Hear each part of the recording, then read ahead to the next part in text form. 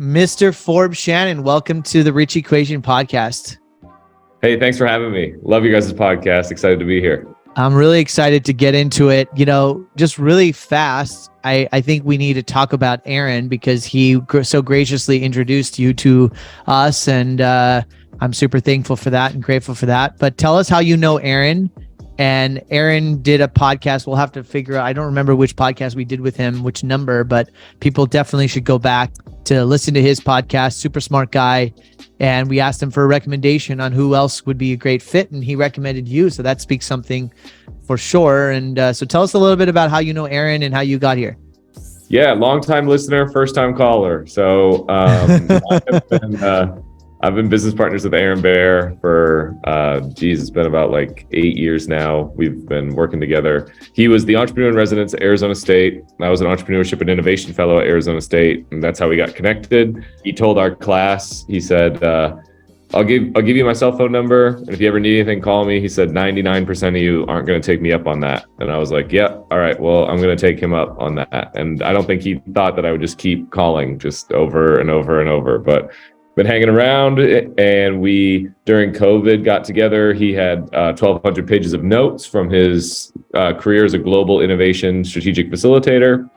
And so since we were both just stuck at home during COVID, we spun it into a book. We wrote an ebook, and then we self-published a book. And then that self-published book actually got picked up by a New York publishing house. And then we released Exponential Theory, The Power of Thinking Big, which became a USA Today and Wall Street Journal bestseller. And now with that, we have launched our newest venture. It's called the Change Agents Academy. And in the Change Agents Academy, we have this course called the XMBA. And the XMBA builds off of what we have in exponential theory called the 7 universal truths, which are the 7 principles that all of these different exponential leaders live by. And so what we've done is we've put it into a course format and then put it into an LMS, so it's really digestible with workbook exercises and stuff like that. And our goal is to create change agents. And so change agents are people that can change their community, they're people that can change their family, they're people that can change their organization as a whole. And so that's what we do, is we build change agents with the XMBA. I love that. Firstly, let's get into that stuff, because I really want to understand more of the content and share that with the listeners today about what is specifically XMBA, what is X theory. We talked a little bit about that maybe with Aaron, but I'd love to get your perspective, because he's really been your mentor, and I think you may come at this with a different perspective, right, than him. But tell us, well, firstly, I want to ask you really quick, like, your name is so cool, Forbes Shannon. Where does that name come from? Yeah, it's a family name, and it's actually my middle name. And I grew up in Michigan. Shannon is your middle name? No, Forbes is my middle name. Forbes is your middle name. Yeah. Got it. I grew up in Michigan, and I was on a trip with my family when I was like 15. We were out here in Arizona, and my dad was like, do you want to go check out a college campus? And I was like, I wasn't really thinking about college at that point. I was thinking maybe University of Michigan, University of Chicago, or University of Toronto. Those were the 3 schools I really wanted to go to. And we just ended up touring the campus at Arizona State. And I was like 15 or 16. And I saw the girls at Arizona State, and I was like, this is where I'm going to college. They put up all these things. They were like, well, you got to get into the honors college, you got to get a full ride. And I'm just knocking those out one after another. I was like, you're not going to stop me from going to Arizona State. But I was always going by my first name, Nicholas, growing up in Michigan. And when we moved into the dorms, where they had all those little stickers on your dorm room door with your name on them, and the first person I met in the dorm, I said, hey, what's up, James? And he said, no, I go by my middle name, Andy. And I was like, oh, that's cool. I go by my middle name, Forbes. And he was like, that's cool. You just riffed. Yeah. And it just stuck. And now all my friends in Michigan think I'm just some moron that moved across the country and changed his name. But it's a lot more fun to be a Forbes than a Nicholas. So I'll take it. I was gonna say, although Nicholas Forbes is also a really cool name too. Yeah. All right, well, let's get into it. So tell us, you actually did I ought to tell the audience a little bit. I'm changing the format. I don't want to spend so much time introducing Forbes and telling his background. Everyone has their own facilities where they can go do some research on him and his background. Obviously, if we have guests, there's a reason that he's accomplished something and he's doing something special. So that's why we have people here. But you have this really beautiful post on your LinkedIn that I looked up about this really pivotal moment that you had, I think, a few years ago, maybe 3 or 4 years ago. I don't know how relevant the post was, but yeah. Let's talk about that, because I think there's a lot of gifts in these types of moments for people where they're perhaps going through something, or they're in the swamp, or they're in sand, in quicksand, or they feel stuck or whatever. And I think sometimes to hear other people where they were helps people align with it, and then how you were able to pivot there. So let's kind of slow it down and let's start with that, and tell us a little bit about where you're at and what happened and how you got there, and then what you did to get out of it. Yeah, sounds great. So just as a preface, I've been doing stand-up comedy for 11 years now. And so I make a lot of jokes about some really serious things, and it's never to make light of it, but it's just because I find that it's more palatable to do it that way. You learn the most when you're laughing, and it's honestly, some of this stuff is kind of difficult to talk about. So if you can do it in a way where people can not feel awkward, that's what's really important. So about 3 years ago, I was probably about to be 4 years ago, I was just at like rock bottom. I had two really close friends. They were both my roommates, and they both essentially killed themselves within the span of a year. And, the first thing is move out of that house, right? And so eventually, as I was kind of putting my life back together, I was struggling with a lot of my own mental health. And I was mislabeled, misdiagnosed. I was on every kind of medication you could try. And it kind of culminated in this manic episode that resulted in spending some time in a psychiatric facility, which I'm really grateful for. That facility likely saved my life in the moment of it. But I don't know if you know this, but they take your shoelaces when you go into a facility like that. I just showed up, I checked in, and the nurse you did this on your own? You checked yourself in, or was I had a friend take me. I was going to jump off this bridge, right? And all my friends were like, don't do it. So I didn't, and then my friend was driving me. And this is where everyone gets weird, but no one has to be weird about it. Okay. It's a true story. This is the comedian coming out of you. Yeah. I'm having a hard time even. Yeah. It's a true story. We all know how it ends. I'm right here. Right. So let's just get over that, so my friend was driving me to the hospital, and she was making like the world's worst small talk. She was like, so which bridge were you going to jump off? I was like, oh, the one in the park. She's like, yeah, I like that bridge. It's a nice bridge. And then I'll never forget, she said, I don't think that fall would have killed you. And I was like, okay, I appreciate the honesty. And so anyways, we went to the facility, and this nurse, she was like, we're really proud of you for coming in. Thanks for coming in here. We'll check you in. You'll see the doctor, and we'll get you out of here. I was like, awesome. So I'm in the facility, and I was like, so when do I see the doctor? And she goes, Tuesday. I was like, that's really misleading wow, they made it sound out there like that's like 3 days from now. That's a long time if you're ready to jump.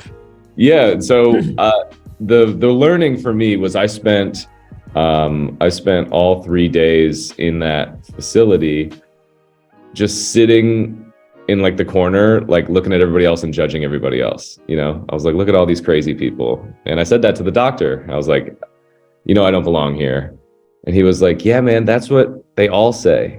And I had this moment of self-reflection where I was like, oh, here I am. I was judging everyone else in here, but I'm in here. And then I realized like all the barriers started to break down. And I started to realize that I had stigmatized mental health, even though I was in a mental health crisis. Like how crazy is that, right? Like here I was projecting like shame or whatever on other people, and it was just because I was dealing with it myself. And so that began my real self-discovery to really fix what I had going on.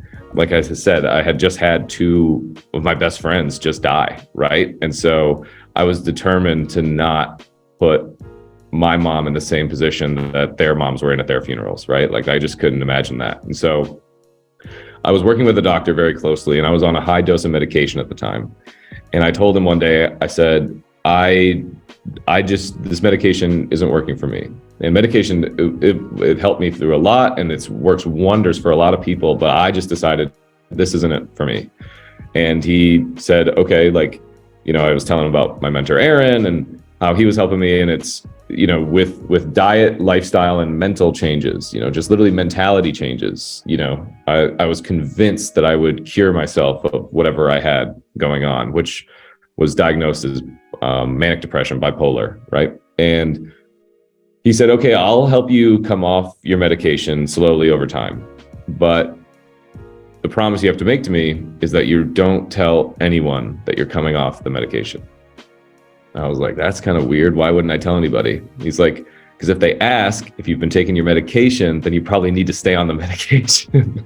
And I was like, oh, that's genius, So I was doing the work. I changed my diet, my lifestyle. Physical exercise is amazing for any kind of mental illness, and just as well as eating better. And firstly, I want to really honor you for sharing the story, because I think it's part of what makes you successful, but also it's really important for people to listen and hear this.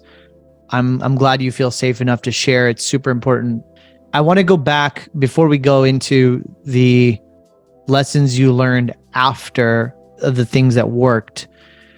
Were there any lessons in what got you to where that state of mind mentally, that when you look back were some of the thought patterns or some of the maybe the environments you're in, or things that like got you to that dark place?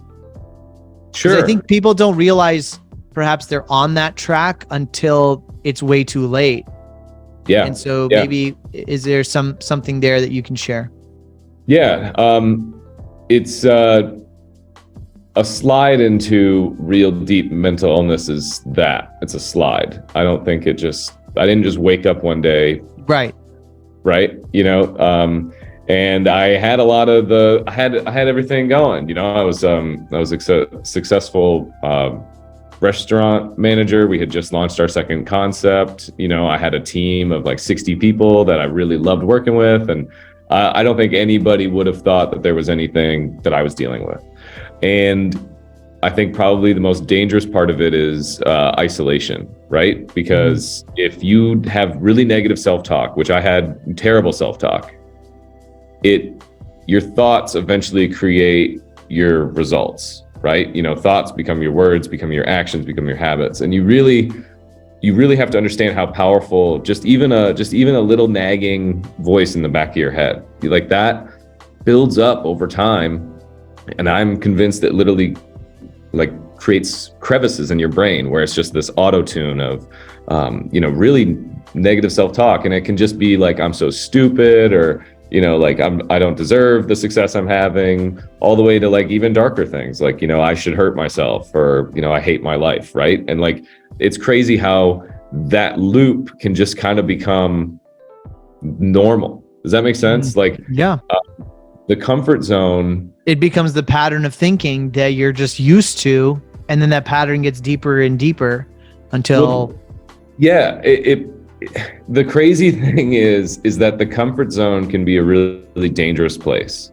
Like you can be comfortable in misery. Does that make sense? Like depression was comfortable for me, right? Like my diagnosis of being bipolar was comfortable for me because it gave me a reason to explain all the different behaviors, like, oh, I can't get out of bed today. Oh, well, that's just because I'm depressed. And then I was comfortable with it, right? Or, oh, I haven't slept in 3 days. Well, that's just because I'm manic. I'm just on a manic episode, right? And I would like so it allowed you to stay where you were because you were able to name it in some way.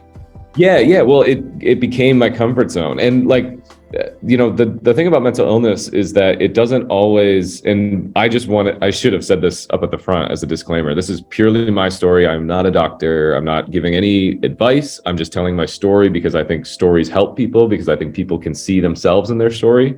And if you're ever in a really dark place, 988 is the suicide hotline, and call a friend or a family. No one's going to be, there's no reason to be embarrassed or anything like that. Everyone just wants the best for you. But anyways, to come back to the context that we were talking about, I think it's everyone's symptoms of their mental illness are different. You know, like I would go and run 12, 14, 16 miles, right? And some people will be like, wow, Forbes is really fit. It's like, no, man, I'm having a breakdown. You know, like it was a manic episode, you know, or I would come in and I would have all these ideas and I'd be super high energy. I'd be talking really fast, like, ugh, and people are like, wow, Forbes had too many cups of coffee. It's like, no, again, that's a manic episode, right? And so you kind of learn with your mental illness to camouflage it in a way, you know, because and as a high performer, it sounds like you were, it camouflages, you can cover it up, you can outperform into the normal average Joe. He's just a high performer. My God, he's so athletic. Oh my God, he has so many ideas. And I think that in some ways that may enable you, and it pushes you even deeper, because now you don't feel seen. People don't understand what you're going through. Yeah. Some truth to that? Yeah, absolutely. There's a lot of truth to that. And it also, you know, as it relates to the comfort zone, people are a part of our comfort zones, right? And so the fact of the matter is, I surrounded myself with people that made me feel comfortable, but we weren't doing good things for ourselves, you know, like drinking excessively, drugs, like, you know, like there was just a lot of risky behavior that like was normalized because it was my friends and it was the comfort zone. But like when you remove from it, you're like, oh, that, you know, but then there's uncomfortable, right? So there's the comfort zone, and then there's the fear zone, and then there's the growth zone, right? So it's scary to be outside your comfort zone. It's scary to start a new routine. You know, it's scary to, you know, for me, it was scary to go to bed at a reasonable hour. I know how crazy that is, but like for me, like a 9 o'clock bedtime, that freaked me out. You know, like, what am I going to do? How am I going to fall asleep at 9 o'clock? Like I, you know, what? And over time, you can build this, what we call anti-fragility, right? So there's fragility, right? If you drop something, it breaks. You know, there's resilience where you drop something and it bounces back, you know, or it doesn't break, right? And then there's anti-fragility where you drop something and it literally is stronger because of it, you know? And so that's where I've really learned how to be grateful for my past. And it took a long time, you know, I'm not, for me, it took a long time. And it takes a lot of work. So it does take a lot of work, takes a lot of self-reflection, you know, like for the longest time, I was really angry at my friends that died, you know, and now I learned to be grateful that I had time with them because they taught me a lot. And frankly, I wouldn't be where I'm at here if I hadn't had them on my journey, you know, right? Like we have this saying in the Change Agents Academy that there's winning or learning. There's no losing, right? You either win or you learned. And I learn a lot. Like I'm learning most of the time. But when you reframe it like that, it helps the self-talk, you know, like I'm sure there's a lot of people who have, you know, whether it's like regrets, failures, why did I say that thing to that person that one time, you know, like that stuff kind of sticks with us. And all of that baggage can slowly push you into this descent of, you know, your comfort zone, which is really could be a dark place. The analogy that we use, we have an exercise in the XMBA about rewriting your past, right? So I treat every day like a new episode, and every year is a new season in the Forbes show. That's how I treat it. I literally think every day, like, okay, I'm writing an awesome episode today. We're in season 28 of the Forbes show. Even though we look like we're in season 35, we're in season 28 of the Forbes show. And I'm going to choose who I have up in my writer's room, right? That's my self-talk, is the writers up in my writer's room, because my thoughts will inevitably create my results. So for a long time, I had really bad writers in the writer's room. Like I had to fire them, you know, because they got me to a dark place. You know, they were writing depressing crap, you know, and it was like, this doesn't serve me anymore. So my newest writer that I kept around for a long time, it's based off Forrest Gump. I'm Forbes Gump. That's what I would tell myself, because I'm Mr. Lucky. I'm always right on the spot. Life's like a box of chocolates. You never know what you're going to get. And so I just focus every day of living that character out through me. So in the exercise in the XMBA, we help people kind of develop those characters, but also you realize that you're carrying around like a red wagon with you your whole journey, right?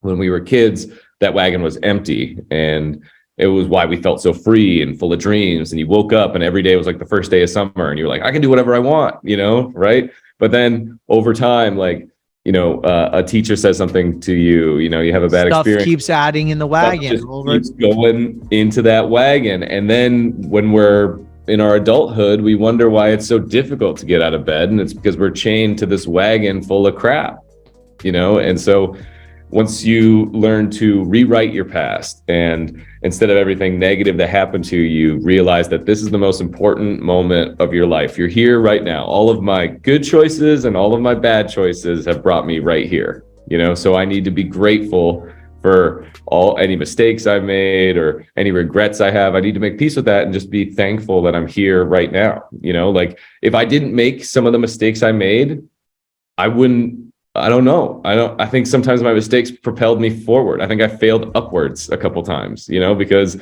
I got the hard lesson that I needed to get me here. And I think when you can look at all of the hard lessons that you learned in your life and realize that is a tool for you, you realize how much further along you are. Like a life unexamined is a life not worth living, right? So when you take inventory of all the things that you did, and I do it, I express myself through comedy and through jokes and by telling my story that way. Every time I do that, I get more confidence, not in the ability to tell that story, but in like, man, I'm so glad I'm right here, because that was some crazy stuff I was dealing with just 3-4 years ago, right? And now here we are. Look where we are. Day. So what? Let's talk. We can get maybe into more of the mindset stuff in a second, but what physical changes did you make? You were saying you were getting on a better routine, you were exercising. Let's talk about some of the practical steps of maybe shifting some of this stuff, and what did you learn in that process? I love the framework of like, what character am I going to be today? And like, what does that guy look like, feel like, act like, behave like, rewriting, changing the writers in the room. I love that. There's some real power in change. It's funny. It's like, you don't have to change your thought. Just change the person who's writing the thoughts. Yeah, right? Exactly. Yeah. Yeah. It's fun. I'm going to return to the psychiatrist that really helped me out, Dr. Hippie. I'll never forget that guy. So immediately after my time in the facility, I was working with him, and I had been on a lot of medication before. And like I said, I was saying, hey, I need a new alternative. And he made a deal with me, which was genius. If I'll help you slowly come off this, if you don't tell anybody else, and we see what the other people say, because you can come in. That's proof then. You can come in, you can lie to me, you can say you're great, whatever, right? But if the other people around you are like, hey, Forbes, have you been taking your meds lately? Then you are. Then it's not working. Exactly, right. So the lifestyle changes I made, the first was a change of scenery. I moved. I got out of where I was living. I was fortunate enough to be in that position. I moved in with somebody else who was a lot healthier for me, a different friend of mine who exercises a lot, really humble guy, one of my best friends, and we lived together for a couple of years. And that was really important. That was a really important change that I made. The second change, in addition to the change of scenery, was I changed my recreational lifestyle, right? So the drinking came way down, the drugs and all that stuff, just, a lot of people my age like to smoke weed. It just gives me a crazy panic attack. So it's not, I don't know why I did it to fit in if I didn't like it, right? So that was a huge thing for me too. The worst thing people with mental illness can do is self-medicate, right? Because that just spirals you further. And we drink because it's comfortable and it's in the anyways, that's a whole other thing. You're kind of rushing through that, but there's magic there too, in that how many things are we doing in our everyday life just to fit in? Absolutely. Right? I mean, you were using substance or perhaps smoking or whatever, but like everything, there's so many things that we can do consciously or unconsciously whether it's physical or psychological, to just feel like we fit in, taking ourselves outside of our body. We end up paying for that. Absolutely. And it's the activities you do, it's the people you hang out with. Like, you know, like, it's like, why am I going to this concert on a Tuesday night? You know, like, is it just because all of my friends have Tuesday night off? Like, I don't. Like, why? I'm just doing it just to fit in, you know? Or really the people that you hang out with, you realize, like, is this serving me well? If you're a culmination of the 5 closest people in your life, are they the people that are going to make you the best version of yourself, right? Like, when it comes to the writer's room and the story you're writing, these are your supporting cast. You know, are they good for you or are they bad for you and your character? And just even from a big thing I did was I changed how I dressed. I know that sounds ridiculous, but no, it doesn't. How I dressed, and that tell us about why that's so important. Yeah, because I started to view myself in a different way. I wasn't just this college burnout anymore. You know, I was like, okay, I have professional goals that I've just been ignoring because I'm in my comfort zone, right? And the professional goals are in the fear zone and the growth zone. So let's start going and doing that, you know, like going back and writing a lot more and getting into that and working with Aaron. And all of a sudden I'm in rooms with people where I am the least experienced in the room, whereas before I had been the most experienced person in every room I was in, right? Like, it was a lot more comfortable to be the big fish in a small pond, right? And now I'm in a huge pond and I'm the smallest fish. And now that's my comfort zone, right? Like, over time, your comfort zone evolves. Like, I'm more comfortable being out of place than in place because that's now my comfort zone. Does that make sense? Like 100%. I love that. Yeah. And physical exercise was the big one. That was huge. Huge. Finding a community of people that support you in that, people that hold me accountable. I joined this gym. I highly recommend it. It's called F45. There's a bunch of franchises around the United States. They have a community there where if after a couple of days I show up, they're like, where you been? You know, and you really need that accountability to hold keep you in. Yeah, exactly. And then the food was, that was so important as well. You know, if you eat like crap, you feel like crap, and then you wonder why you look like crap, you know, right? And it was when I started eating healthy, the food tasted bad. You know, it wasn't my palate, right? My palate was junk food and all this other stuff that I grew accustomed to, right? And just after, with enough discipline, now I go to this place called Chop Shop. There's a bunch of chains in the Arizona market, and I go there every day because it's the healthiest food I can eat, reasonable price, same price as the other food I was buying. But when I first started going there, it didn't taste good. I was like, there's no flavor to this. You know, doesn't taste like a McDonald's French fry, right? Like, what am I doing here? But now over time, that becomes my comfort zone, right? And now the unhealthy food is, you're redefining what the comfort zone is. I love that. Yeah. And expanding. Being in bigger rooms, dressing more professional, taking care of your body, eating better food. That's now the comfort zone. Exactly. Right. It's a really great reframe. Yeah. And so while I made all those changes and I started coming off the medication, you know, I kept up my end and I started to feel great. And it was my first time being off medication in about 10 years. I'd been on different medications for about 10 years up to that point. And after a year of being off medication, I'll never forget, my mom was like, you know, you never talk about your medication anymore. You still, like, what's up with that? You still on the same dose? And I was like, Mom, I haven't been taking my meds for a year. And she flipped out, right? And, you know, she was really upset. And I was like, but Mom, you didn't know. She was like, yeah, you're right. I was like, you thought I was just killing it. And I have been, just off medication. And so that was like, so let's talk about, I want to ask you, and I'm probably not qualified to ask some of these questions, but I'd like to ask you sort of from your perspective, now that you've gone through the experience, what was beneficial about the medication?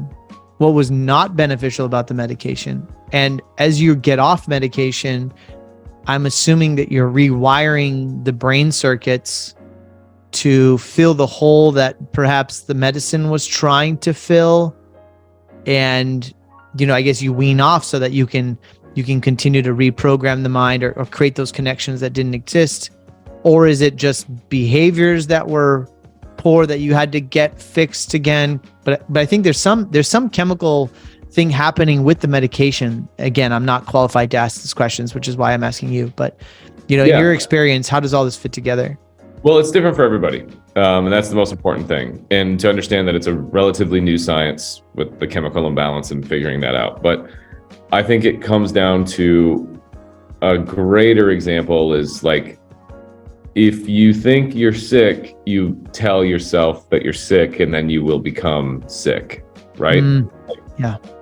How I was saying, like, well, I'm bipolar, that's the thought, right? I'm bipolar. So then it excused myself to do all of these bipolar things, and then one day when I just woke up and I was like, I'm done being bipolar, like there I was in that facility judging everyone else, and I was in the same facility, right? Like, and then it was just like, okay, I rejected that part of my identity. That was it. I was like, I'm done being this. Whatever this is, I'm done being it. I refuse to be it, And I mean, there's legitimate science and there's something chemical going on that sometimes I feel every once in a while, but I really think that we have the power of our own minds to really fix a lot of that. And that's tough to hear, because I remember, when bipolar and depression was really a big part of my identity, it's like, it was a part of my identity.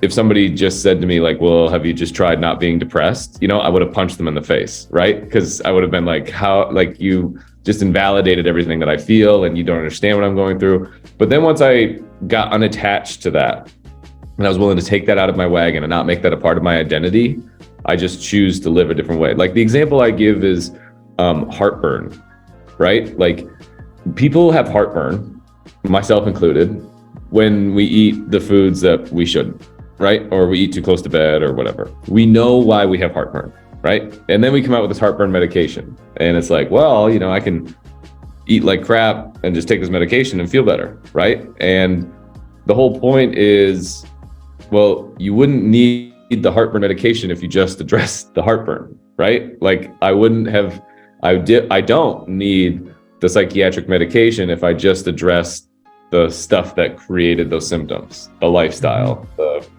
people I was hanging out with, the chaos that I created in my own life. I think personal awareness has a lot to do with this whole process, right? You have to identify, okay, I'm feeling this way. I'm feeling depressed, let's say, but am I attaching that depression to my identity or not, so that I can work through that and I can sort of detach from the I am depressed identity right? What advice do you have for people now that you've kind of gone through this and you're on the other side, for people that perhaps like don't know that they're that they're there, and that like when you see them, you're like, this guy needs to make some changes, but he doesn't seem that he needs to make changes, or perhaps he's stuck or he's in denial. Like if I were to tell you, hey, you're depressed, maybe you'd revert back and you'd retaliate, or you'd be like, F you, I'm going to cut you out of my life. But as an observer, which you were able to transition in yourself to be your own observer, but as an outside observer, it was really clear, Forbes, you're messed up, dude. You need to take some action. You're screwed up. Fix it. But you can't, you don't hear it. You're not validated, right? Like it's not enabling your comfort zone. So what advice do you have for people that are kind of there and to get unstuck when you don't know when you're stuck? Yeah. So that kind of goes to our fourth universal truth of the XMBA and the Change Agent Academy, which is what you resist persists. Yeah. So the more energy you put into, I don't want this to happen, the more likely that is that it's going to happen, right? It's like kind of like jinxing yourself, right? Like you don't ever, your thoughts become your energy. Like you don't want to put that out there ever, because you don't know, everything is energy and energy is everything, right? Time is energy, money is energy, people is energy. We don't really understand everything, how the universe works, so just don't even risk it, right? And so when people don't realize they're stuck, it's that's a moment where a lot of people have to make that own discovery for themselves, right? Like there's this analogy, there's this thing where like, you know, if you were to tie a horse to a plastic chair, it would think it was stuck, right? But it's not. It's a huge horse and there's a plastic chair, you know, and it could just run away from that chair, right? Or rip it in half.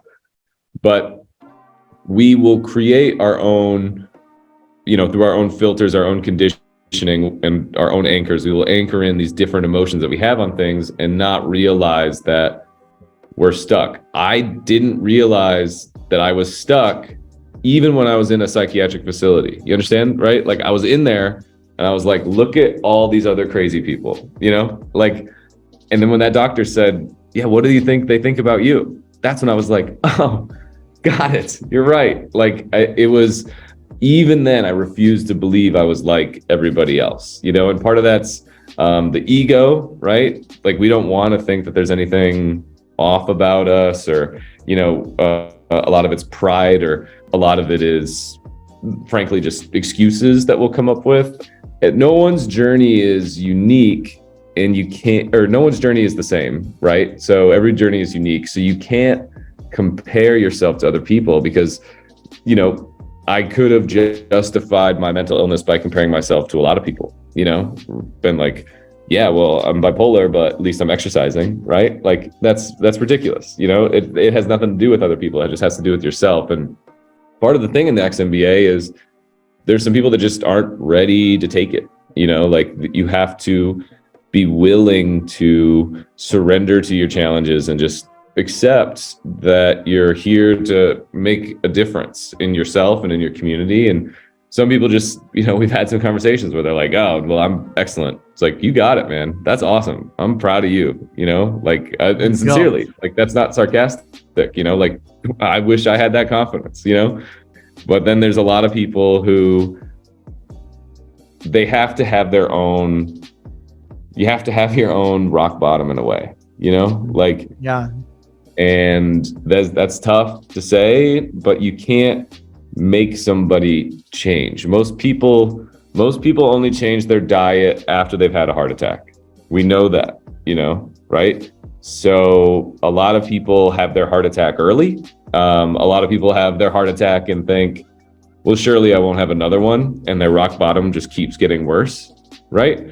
But people like, there's a lot of things that you could do for someone, and that comes to like the mentor-mentee relationship, right? Like I could just step in and help people do stuff, right? But then they're not going to learn it.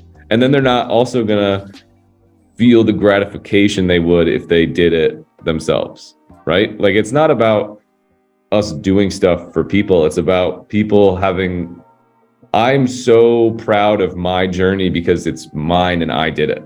You know, I don't know if you would have really been where you are if you didn't hit rock bottom. So I think there's some truth to that. It's like if somebody just told you all the things to do, but you didn't experience it or allow yourself to experience it, right? By numbing yourself or something. You have to create an emotional attachment to it. Yes. You know, yeah. It has to be anchored in emotion. Yeah. I was so fed up with being bipolar that I just was like, I will, you know, like, enough. Forget it. Yeah, forget it. We've done so many podcasts where we have people, and that's definitely a big trend. That's it. What you just said is, it has to be so dramatic, so pivotal in somebody's life where they stay, enough is enough. Stop, and I'm pivoting. Let's talk about let's kind of pivot a little bit. I really sincerely appreciate you sharing all that because I think, you know, again, it's a mirror for people, right? If you're going through something, clearly Forbes has gone through a journey here. You're sharing it incredibly, you know, you're so brave about it. You're so eloquent about it. So I really appreciate that. Let's talk about comedy. Let's lighten it up because I'd love to know, you've mentioned that you were in comedy for like 11 or 12 years. So you kind of went through comedy through this, which is kind of interesting also. But like, how did you get into comedy? How has it served you? It seems like a hobby for you. I think you have some IG posts of some of the things you're doing, but yeah. Let's kind of lighten it up. Yeah. So, were you always funny, or was that a learned skill? So yeah, I'll explain how I got started in stand-up, but just so that we're clear, when I was at my lowest, I wasn't doing stand-up. Yeah, And of course. that's another indicator of if you're stuck or not. Like, are you doing the things that you used to love to do, or did you find an excuse not to do those anymore? But anyways, I got started in comedy when I moved to Arizona State. I told myself that every semester I would try something totally new. And I told all of my friends that I made here, I was like, I'm going to do comedy. And they all said, you're not funny. And I was like, all right, well, now I'm really going to do it. And I tried out for the improv troupe and I tried out for the sketch troupe. And I didn't get into either. And I remember walking home from the audition, and my only thought was, I was so much funnier than everybody else there. Like, I can't. And so that's when I realized I was an entrepreneur, because I went and I formed a club, and I got the club on, or I got the community stage on Monday night. They had their shows on Friday. And I called all the kids that also didn't get into any of the other clubs. And I was like, we're starting our own show. And that was Tempe Late Night. And so it was like a Saturday Night Live. So we had some sketches, we had some improv. In between the set breakup and breakdown, we had student comics go up and keep the crowd warm. We had the entire, all the film students were there. We filmed it, we put it up online. It became my college thesis was Tempe Late Night, which was to provide students a platform to discuss college life free of an academic code of conduct. And we successfully argued that was a critical part of the student experience, was the ability to self-express. And that's what comedy is for me. It's self-expression. I've always been like situationally funny. That's what people would tell me. They're like, well, you're like funny like in a conversation, you're not like funny like go tell a joke. And then I had some traumatic things happen to me, and I was like, oh, this is comedy gold, right here. Like this is, that conversation with my mom and my friend going to the hospital when they were driving me there.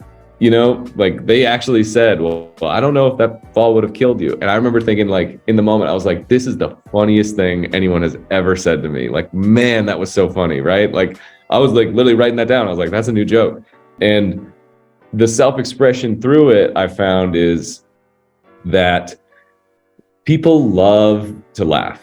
Like, it's one of the most natural things that we all do, and we don't even really know what's funny. Like, we've got some rules of comedy, there's like the rule of three, and you can tell when a good story is, but funny is just, you can't really explain it, you just know it when you see it, right? And it's different for everybody else. And so I love doing a lot of different shows. I'll do corporate shows.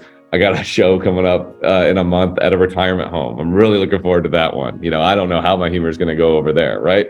And now it's a hobby, but it's slowly becoming like it's my path forward. I'm working on my first special. Should be done later this year. We did an hour fun show this week, and then I did an hour show a couple months ago, just in preparation for it. And an hour is a long time. That's like hours a long time to tell jokes. I think people don't quite underestimate how much you have to hold the crowd and how funny you have to be. And right, there's a lot of material in an hour. Sure. Yeah, and the material, it's all real stuff. Like when I say the writer's room, like, I really am just like, I enjoy life as a character, and all this stuff just happens to me. Like, I don't write fakes. I don't write like stories like fiction, because people ask me, they're like, how do you write your stuff? I'm like, I'm flattered you think I'm a good enough writer to do that. I'm just telling you about my day, like, I didn't ask to go on Judge Judy. Well, I think that's the beauty. That's a skill set, or that's just the natural talent of comedians. And I think why comedy has become like the comedians of our time, the Jon Stewarts of the world and the Colberts of the world, have like found this really great, this audience of everyone, because they're taking everyday life and they're finding humor, and they're finding, they're not writing some ethereal jokes. They're just rewriting life, if you will, right? Yeah, well, and that's the thing about like comedy and a lot of the stuff in the XMBA and Change Agent Academy is it's not new. All of this stuff is like ancient stuff, right? We're just remixing, redoing it. Like the Stoics nailed it like a long time ago, right? Like To think is to create. If you can understand that, you can understand life. Like I'm convinced, but life, like it's, there's just so many little things in life that are just hilarious to me that I think it's a part about being present and enjoying the moment, which is our sixth universal truth is like, if you're present and let's get into the universal truths. But I first want to say what's really funny too is I launched this podcast to help other people. And I feel like I'm the one who gets the most help. Like, yes, it's right. It's so funny.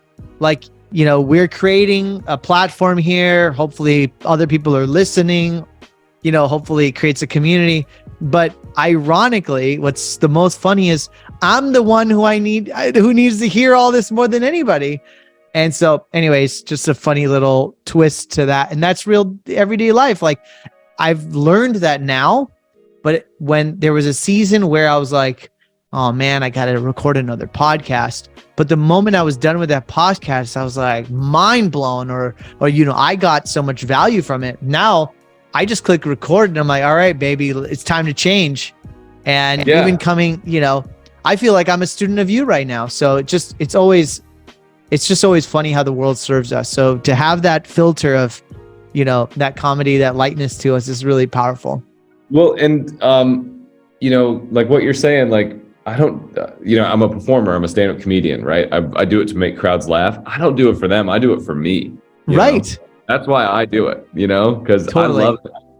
It's like, I got 10 minutes and you guys aren't allowed to talk. So that's the best 10 minutes. You have to sit here and listen to me, right? Like it's so much fun to have that moment. And then when you get to share it, like when you share a laugh with somebody, like absolutely.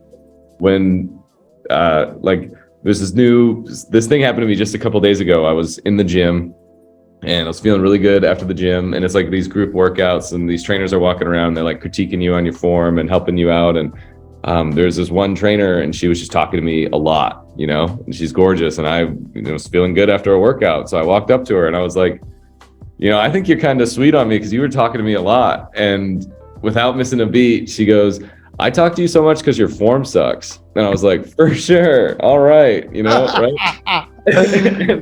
Right. She hit it right on the nail, right? Yep. And that's like a day ruiner for some people. But for me, I was like, damn, that's a good joke. Yeah, right. Let's talk about the 7 universal truths. Yep. So the first is you are always right. That's to think is to create. So, oh, well, I'm not talented enough to do that. You're right. Or, oh, I can totally do this. I got this. You're right.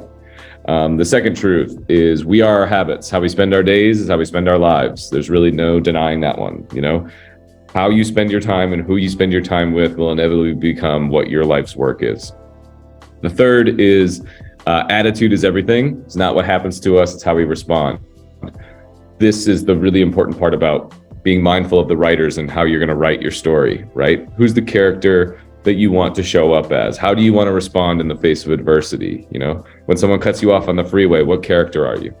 Fourth is what we resist persists, let it go, forgive. So, the more that we hold on to that wagon full of stuff, right? The more we don't want something to happen, the more it's going to happen. And that ties all the way back to the first truth of to think is to create, right? So don't think about all the things you don't want to happen. Think about all the things you want to happen and watch your world change. The fifth is the goal is not the end. The journey is the reward. So the reason that's important is so often in life, we just work towards a goal and then we get to that goal and it's like, now what? Right? Like I remember my first marathon I ran, I was super excited. And then I ran the marathon and then I was upset because I was like, well, shit, now what? Why did I do that? Or another good example is college. Like, man, so many kids just go to college to get a degree and then they get a degree and then they're like, now what? Right? And that's why we have so many bartenders and baristas with expensive bachelor degrees, right? Because it was just about a goal, not the whole journey, right? And a lot can happen in that. And that's what we talk about in the Change Agent Academy is how you can hack your way towards that, right? Beyond your first goal. What's your 1-year goal? What's your 5-year? What's your 10? What's your 20? What does that look like? And how can you get there faster? The sixth is enjoy the moment. Now is all we've got. be present. This is the most important moment of your life. This is the only moment of your life that you can actually have any control over. You can't do anything about the past. You can't do anything about the future. It's like literally right here, right now. So whether you're driving in your car and you're listening to this podcast, or you're walking, listening to this podcast, or you're watching it on YouTube or whatever, like this is it. This is here right now. You've had a whole life, all these seasons and all these episodes of the ups and the downs of your life have got you right here, you know? And so when you talk about how you get more out of it, it's because you're exactly where you need to be. You're present. That's why I love doing stand-up, because I think for the first time for a lot of people, that's the first time that week that they've actually been present, because they're not allowed to talk. They're not allowed to be on their phones. It's the first time that they're actually sitting there, like here, present now. And humor isn't really in the jokes that I tell. It's about sharing the moment, having that connection, which leads into the seventh universal truth. We are all one. Everything is energy, and energy is everything. So it's important to love unconditionally. When you say you hate something, that hates you back. You know, when you hate something, it's really something you hate in yourself, right? But if you can choose to love everything, and you can have gratitude for all the different experiences, all the different people in your life, every obstacle I've had, I'm now grateful for. So I'm like, oh, that was awesome, man. I learned so much on that. You know, like, I had a relationship end that I wasn't expecting to end, and it kind of ended abruptly. And I remember being like, that's great, you know, whew, like now I'm onto a whole nother thing. And the other person was like, you're not taking that at all, like how I thought you would. And I was like, yeah, you know, I love unconditionally. I love this. I love you. I love what you taught me. You know, like life's great. You know, why would I put any bad energy into anybody? Because if I do that, I know what's coming back to me. So I don't play by those rules. I don't do that anymore. I've had enough bad energy come at me, and it's because I was putting bad energy out. So when I say I'm Forbes Gump and I'm Mr. Lucky and I'm Johnny on the spot, it's because I'm just putting good energy out. You know, they call that, we don't know what we call it. We call it karma, we call it prayer, we call it manifestation, whatever you want to call it, you know, coincidence, right? Quantum physics, like we have all these different names for it, and everybody has a different name for it. And that's fine. But what we're missing is the fact that we all believe it at the same, you know? Yeah. Religion, prayer, we call it manifestation. Some people call it coincidence. Science calls it quantum physics. You know, like it's ambiguous, but we just know that if you're good and you're a warm, decent human being, you attract that back into your life. And so those are the 7 universal truths that we. So good, man. So good. You know, what's fun about all those universal truths is you could spend an entire lifetime unpacking and living by those 7 truths. And it could be a lifetime journey. Mm-hmm.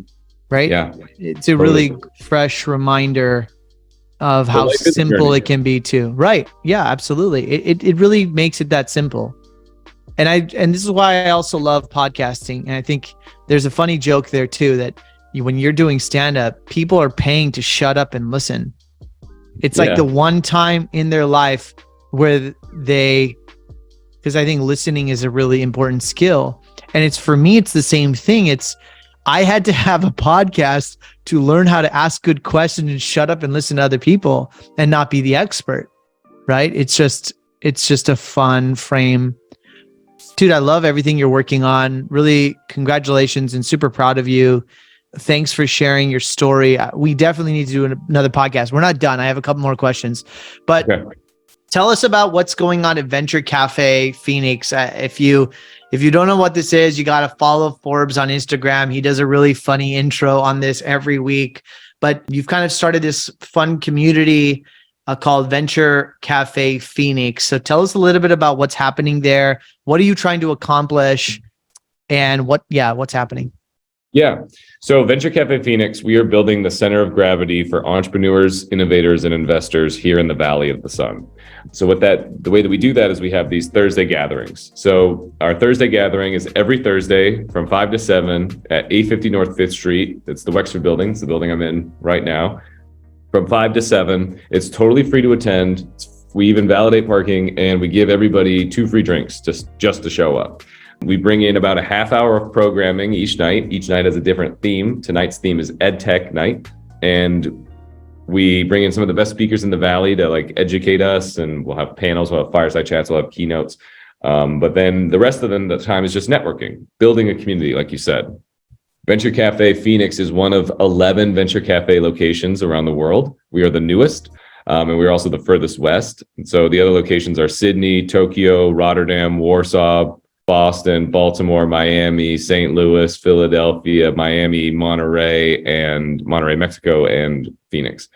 And so all around the world, every Thursday in those markets, they have their Thursday gathering. With the way time zones work, since we're in Phoenix, Arizona, we are the last Thursday gathering as the day goes, which in the comedy world we call the headliner. So I don't want to say that we're the best, but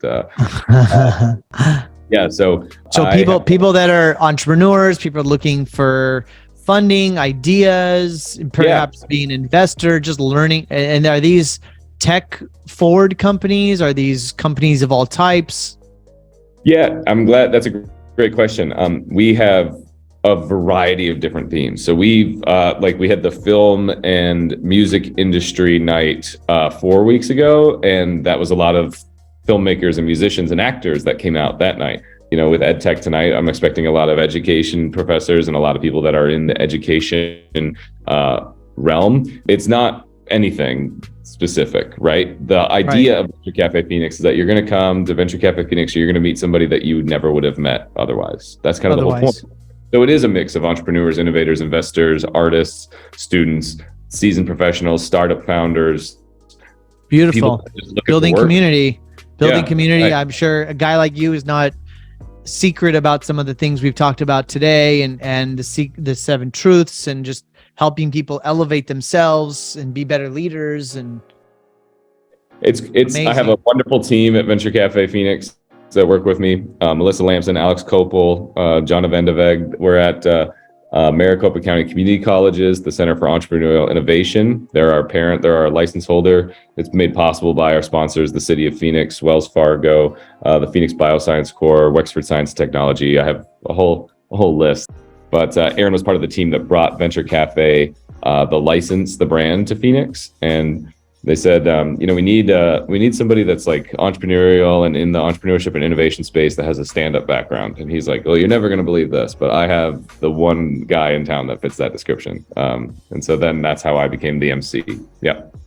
Amazing, dude. What else do you want to share with the audience? I feel like you've done such a great job already. I'm going to give you a chance to speak directly to the audience, whatever you feel like they need to hear. Yeah. The thing I would say that you need to hear is, if you think that you're going through something, everybody else can relate to you. You are not alone in this. People are here to help you. That's what we're building at the Change Agents Academy, is a group of individuals that are just all about helping each other and unconditional giving. That's, like how you said about the podcast and I said about stand-up, like what seems is like we're giving, you're giving a podcast platform, I'm giving a performance to people. It's really just like that. It's for us, because I feel better when I give, right? And that's how people in our community feel. We feel better when we give. And so, if there's something that we can help you with, we're here for you. Community.xmba.io is our website. And yeah, I think we kind of covered a lot of really serious stuff today. Yeah, we're gonna have to do another episode and talk more about, like, I don't know, something else. Maybe what's going on with the what's going on right now in tech and AI, and what are you hearing on the street, and what are entrepreneurs struggling with? That's like a whole nother topic. There wasn't much business on this podcast. Sorry about that. Yeah, but you got to just let it go where it goes. And this was really, really powerful and valuable, I think, sometimes more than the head stuff. Yeah, and there's a community full of people in the XMBA and the Change Agent Academy that are here for you. One person that you should have on your podcast for sure, his name is Lucas Petty. He goes by AI Daddy. He's an AI influencer on TikTok and Instagram. There you go. He's cracked this way he says, talk to AI like a person. And then he's realizing, like, oh, I think we could do a whole thing on how to actually talk better to people, as it relates to AI and prompt engineering. Touche. Yeah. Last question, Forbes. What is it for you? What does it mean to live a rich life? Yeah. A rich life is one where I am constantly reveling in the feeling of having an empty wagon, like Oof. waking up and it's the first day of summer every day. It's like, I could do whatever I want today, and I want to make sure other people get to feel that too. Yeah. With that smile that you have. It's a lot of fun. Thank you for having me. Dude, This is really, fun. really honored that you joined us today. I'm going to have to definitely thank Aaron. Just really a great story. I appreciate you sharing and being so open with your story. I know people will get a lot out of it. To find out more about our individual program, you can go to community.xmba.io. Follow us on Instagram, xmba.io. You can follow me, Forbes, on Instagram at Forbes 500, FIVE Hundo. And you can also follow Venture Café Phoenix on Instagram at Venture Café Phoenix. You the man. Thanks so much, brother. Thank you. Really appreciate it.